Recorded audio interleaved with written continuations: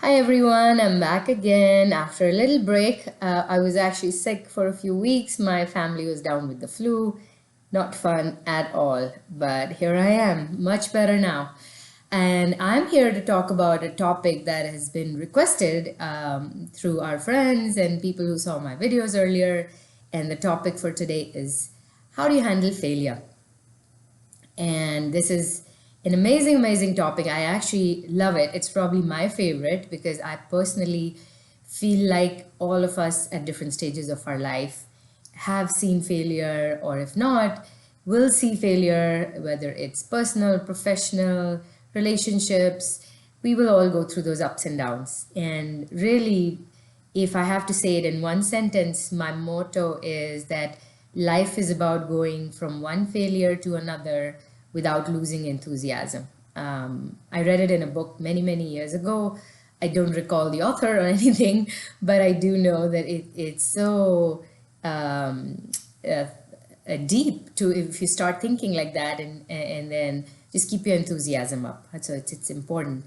But let's talk about much more practical ways, right? Like your first failure, your first few failures, and how do you really go about doing your business and doing the right thing when you're faced with negativity, rejection.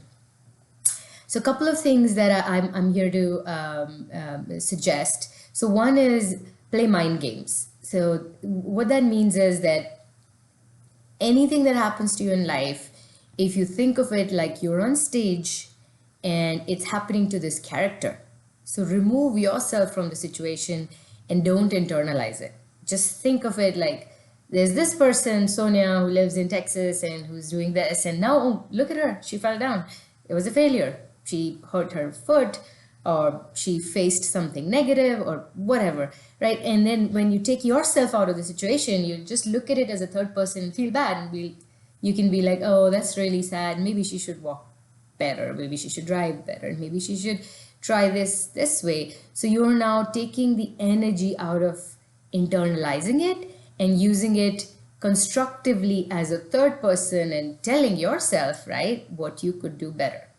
So what that does is two things. One, it will take the negativity out, obviously making you focus on the positivity, but then also it takes out that emotion, right? It takes out that negative, oh, I'm feeling down, I don't know what to do, kind of time out of your routine, because that's what happens with failures is a lot of times you will lose time.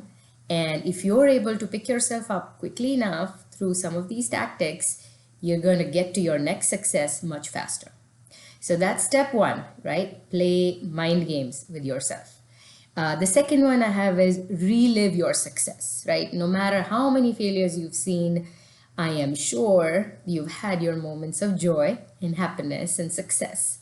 And even when they seem little or they may be small, just try and relive that feeling, right? I always go back to my 10th grade. I was preparing for my not NTSC, sorry, ICSE exams. And I was a generally good student. I used to come first in my class, right? Generally good stuff. But I never, for once, imagined anything beyond the school because that was it, right? That was my limitation or mental limitation. But when I gave the exams, I actually came first in the entire state.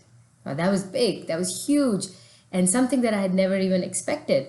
And although, you can take it to the bank, it's not like I got paid for it after that. But that feeling of achieving something, right, has stayed with me since then, right? Even today, if I'm feeling down, I just close my eyes and just relive that feeling of unexpectedly receiving joy and blessings from the Almighty. So that's the second thing. Find those few things, even if they were tens and tens of years ago. But if you can relive those moments, it'll get you out of the failure mindset and back on the success path. And then third is switch around, try and risk.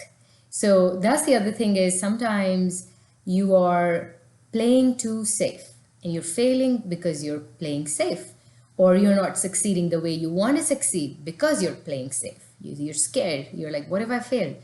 But let's establish this that most of us will fail more than we will succeed. If you try 10 times, you'll probably fail 8 times and succeed 2 times. So there's, in ratio, in comparison, you're always failing more.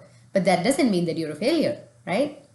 The 2 times you can build on and go from much higher and better things in life, right? Success, whether it's family, relationship, job, money, whatever, right?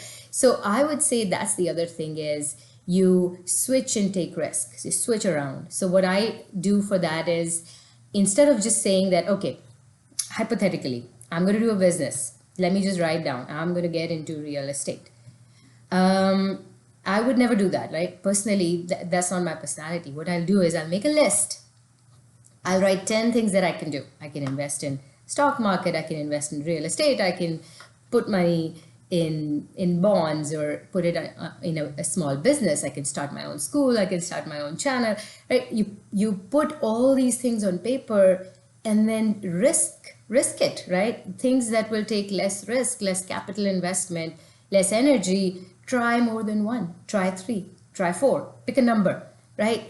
And the more you venture out, right, put yourself out there, you will be surprised. I mean, people will rally around you, people will want to listen from you, hear from you, learn from you, because a lot of us, most of us, don't like to take risks. So to get away from failure towards success, you basically go into this risk mode of try more things.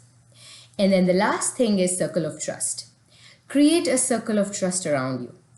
Those few friends that you can reach out to, the family that you can work with. And those are the people who will then help you get up. There will be times that no matter what I say or what anybody says, and no matter what these books behind us say, you will feel down. You will have those days where nothing is working. No amount of mind games are working, no amount of pep talk is working. That's when you need your close ones, right? Your close family, your close friends, and they will be there to pick you up. Find those people you can trust, create that circle of trust, and these people will not judge you and help you move ahead. So yeah, that was it for today. A short, simple 4-step approach of how you can go from failure to failure without losing enthusiasm.